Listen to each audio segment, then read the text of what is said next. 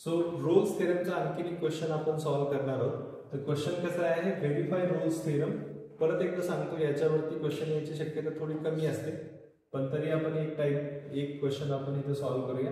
Verify Rolle's theorem for f of x is equal to हे function दिलंय आणि याचं डोमेन म्हणजे ए आणि बी ची व्हॅल्यू तुम्हाला इथे दिलेली आहे. तर याचा यूज करून आपल्याला सोल्युशन करायचं आहे. तर सगळ्यात पहिली स्टेप जी आहे त्याच्यामध्ये आपल्याला काय करायचं, कंटिन्युटी चेक करायची. कंटिन्युटी आपण कशी चेक करणार एखाद्या फंक्शनची, तर हे जे फंक्शन आहे दिलेल्या डोमेन मध्ये कुठं इन्फिनिटी किंवा इनडिटरमिनेट फॉर्म याचा येतोय का हे बघणार आपण. आणि हे चेक करण्यासाठी बघा, साइन एक्स जे आहे ते तुम्ही 0 पासून ते इन्फिनिटी पर्यंत काही याच्यामध्ये ठेवा. तर sine x is always continuous. Sine असो किंवा कॉस असो, हे दोन्ही फंक्शन जे आहेत ते नेहमी कंटिन्युअस असतात, है ना. आपण त्याचा कर्व पण बघतो, it varies from 0 to 1 and from minus infinity to plus infinity याचा आन्सर तुम्हाला रिअल आन्सर मिळतं.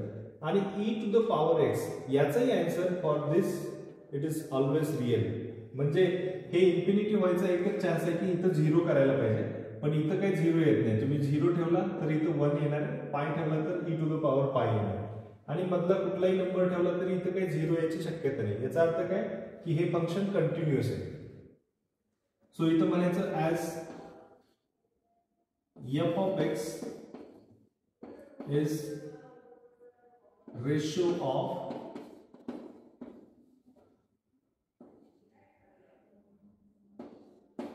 sin x and e to the power x which are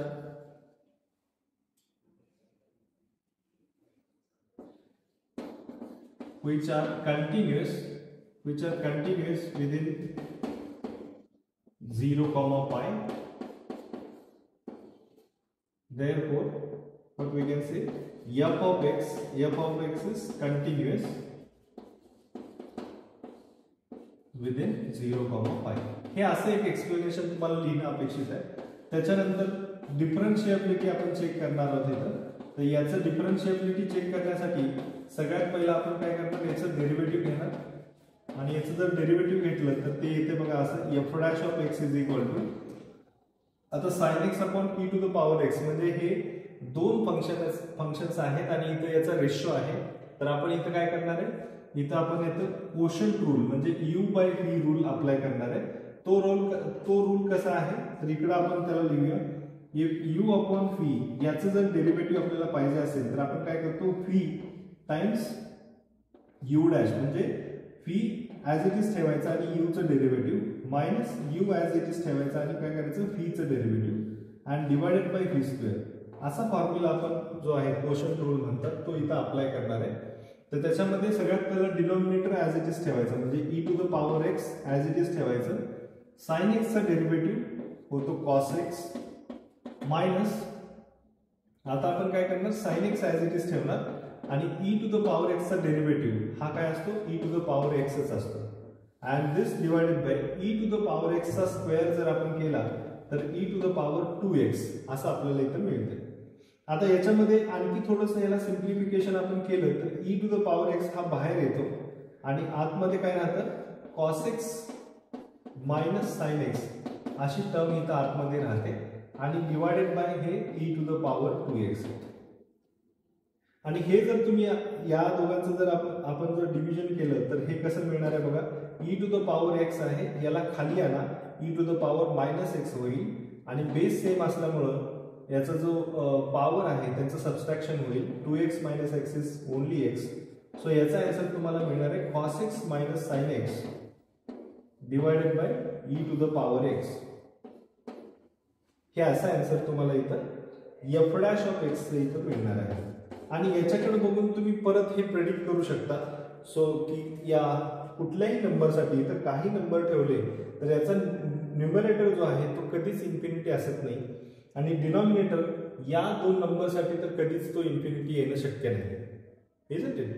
तर परत आपण म्हणू शकतो की हे जे फंक्शन आहे ते डिफरन्शिएबल आहे. तर एक साधं स्टेटमेंट लिहा, as F dash of x has real answers within a comma b,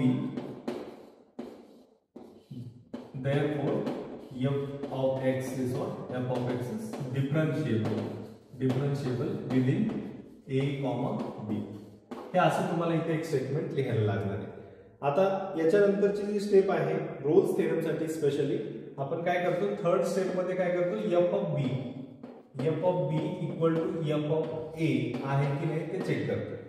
तर आता इथे चेक करा तुम्ही, यातला जो ए आहे हियर याच्याशी कंपेअर करून लिहायचं. ए इक्वल टू काय आहे, 0 आहे आणि बी इक्वल टू काय आहे, 5 आहे.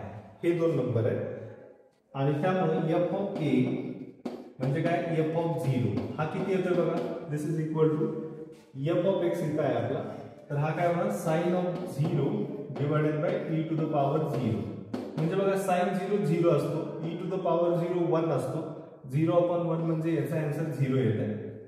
त्याच्यानंतर एफ ऑफ बी जो आहे that is nothing but what, f of pi होणार आहे इथं, आणि this is equal to sine of pi upon e to the power पाय.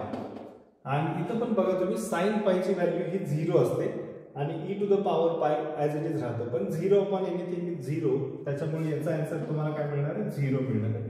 And from this we can say that here f of a is equal to f of b, and therefore as per Rolle's mean value theorem, what we can say, f dash of c is equal to 0, and we know that f dash of x is like this. So f dash of c कसं होणार आहे, x च्या ठिकाणी काय करायचं तुम्हाला, c लिहायचं आहे. तर हे काय होणार, cos of c minus sin of c divided by e to the power c equal to 0. आता हे e to the power c तिकडे घेऊन जावा, मग 0 into e to the power c म्हणजे 0च होणार आहे, आणि हे काय राहणार आहे, cos of c minus sin of c equal to 0. आता याचा sin c पलीकडे जर आपण नेला तर तो काय होणार, cos c equal to sin c. आणि याचा आन्सर तुम्हाला माहिती आहे की साइन आणि कॉस दोघं एकदाच कधी येतात, तर π/4 या ठिकाणी एकदा येतात. तसं जर तुम्हाला जमत नसेल तर या कॉसला परत खाली घ्या, तर काय होणार, साइन अपॉन कॉस होणार आहे. काय होणार, sine c upon cos c is equal to 1 होणार आहे.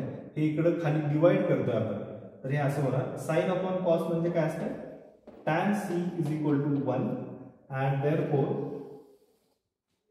c is equal to what, tan inverse of 1. आणि हे तुम्हाला जर माहित नसेल तर मे बी कॅल्सी मधून तुम्ही काढू शकता, आणि ह्याच्यावरून तुम्हाला कळेल की c is equal to what, π/4. and definitely we can see that this value c equal to π/4 it belongs to what, 0 to pi. π/4 म्हणजे काय, तर 45 अंश आहे ना, 45 डिग्रीज, आणि 0 to pi म्हणजे काय, तर 0 to 180 या दोन नंबरच्या मध्येच हा नंबर येतो, आणि त्याच्यामुळे आपण काय म्हणणार, hence Rolle's mean value theorem is what, is verified. Okay, thank you.